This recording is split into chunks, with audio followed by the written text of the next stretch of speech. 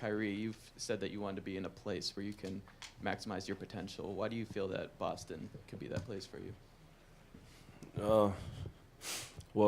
First and foremost, before we get into that question, before we dive into the importance of why we're all here, I just want to appreciate everyone up here on the stage and the opportunity that's in front of us to go after something that's bigger than ourselves. But before we get to that, I just wanted to say that sometimes we get lost into these two hoops in this basketball, that the most humane things that make us human, we lose track of sometimes. And I want to take a time out to wish my well energy and heartfelt to Jay Crowder and his mother, because that's a hard situation to go through, especially when it gets wrapped up in all this, as well as IT's sister, and as well as those affected in Charlottesville and those affected in Houston. That is all reality-based, and I live in that world. In this basketball, me perfecting my craft is very important to me, but outside of this game, I live a very much real life, and I appreciate all the people around me as well as all the human beings that I end up meeting. And I just wanted to come out and say that my appreciation for the world goes deeper than I think a lot of people realize. And I take my respects for all those people as well as everyone affected by anything. We're all here with you, and my prayers are with you. So now that I said that, now that I could officially move on to answering that, being a part of, or getting the opportunity to be a part of such a illustrious organization such as the Boston Celtics, man, I grew up watching so many different films, and I asked Danny when we were at dinner if I could get a few of his VHS tapes from those championship runs that they had. Stone tablets. All those, and when you have the unique opportunity of having special people and being a part of an organization like this, and they do everything possible in order to put themselves out there to make such a great thing happen, you're just appreciative, and I'm grateful. And I can't wait to get on the floor and to maximize my potential. I just want to be around those incredible coaches and those incredible minds and incredible individuals. And I felt like in doing that, Boston came right at the exact time, and it was meant to be that way. So I trust in that, and I'm glad to be here. Kyle Hightower of the Associated Press. In your thank you note to Cleveland on Instagram, you referenced arriving there as a 19-year-old kid and taking the next step now in your journey as a 25-year-old man. I'm curious what you think the next step in your evolution is, and why you think it took switching locations to continue it. Well, when you get drafted into this great league, some of us come in at different ages, and as a 19-year-old kid, if you think about it, I'm starting my first year of college, or finishing my first year of college, my freshman year, and life hits. Man, you go to different hotels, you're in different places, in different cities, and you have to adjust to what's going on. And it took me a little while to do that.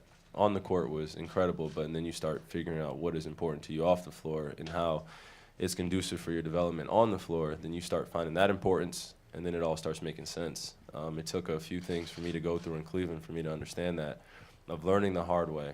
But we're all human beings, and I think that we've all been through a few hard times to where it's changed the landscape of what you think and what you feel. So it was my time to do what was best for me in terms of my intentions, and that's going after something bigger than myself, and honestly being in an environment that's conducive for my potential. And I think that statement is just self-explanatory, because it's pretty direct in terms of what my intent is, and it's to be happy and be with a group of individuals that I can grow with. And that is not a knock on anything that has transpired in my 6 years, because it was an unbelievable experience, man. To think about what we accomplished in Cleveland, and then individually as well, it bypasses the amount of moments that I had with all the special people out there. So that me leaving there wasn't about basketball, it was more or less about creating that foundation of me in Cleveland, and then now taking this next step as a 25-year-old evolving man and being the best basketball player I can be. Emotionally for you, what has the last week been like?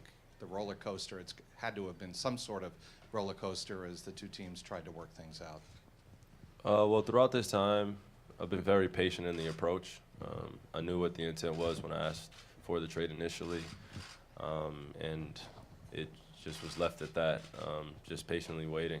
So it was honestly the most human thing I could have done, which is ride the roller coaster wave of emotions.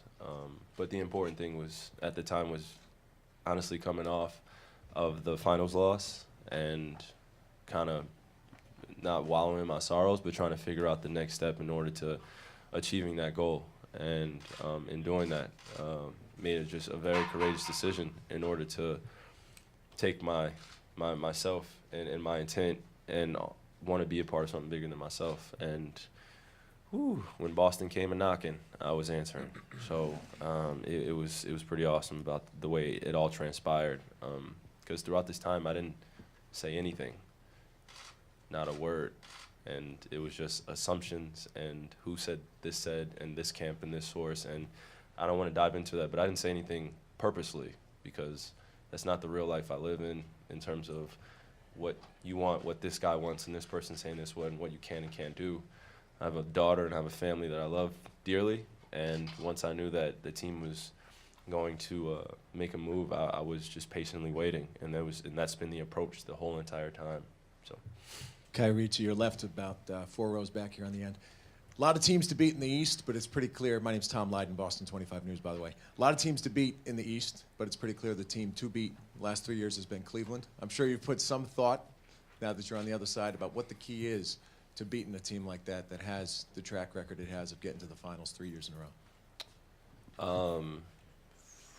From a strategic standpoint, I think that Coach Stevens can answer that better. And from the other standpoint of what reality is, we haven't met or sat down with everyone as a collective and gone over the important things and important steps that it takes in order to build into something special.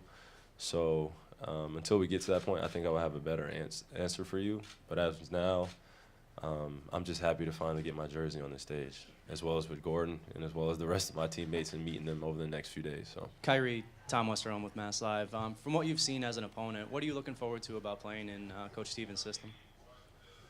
by the way, big fan of Mass Live, bro. Got some good highlight tapes.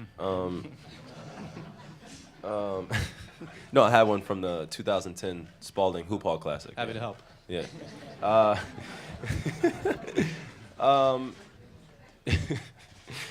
To be honest, I've only had the unique opportunity of playing against Coach Stevens over the last few years. So, I coached you in a game where we gave up 197 points. You know, that goes back to just playing both ends of the floor, Coach.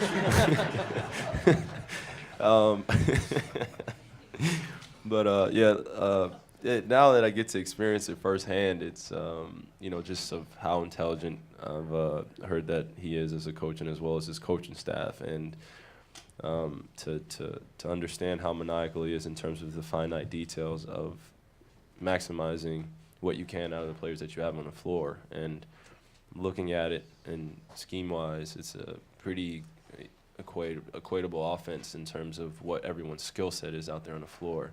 And I picked that out in about 2 minutes that we were out in the game by the way they were running their plays. There's always 2 or 3 steps, or let me give them credit, 4 steps ahead, because it's a constant wave in the game. In a change, it could go up and it can go down. And to understand those frequencies and to understand how you still exist and all that and get the maximum potential out of who you have on the floor, I mean, that's Coach Stevens. And that's just from an observer standpoint. So the appreciation I have for his knowledge of the game, I just can't wait to steal some stuff and honestly learn and grow with a guy like that, as well as the other coaches that he has that I can't wait to meet. So this is an exciting time to have an outstanding coach like that.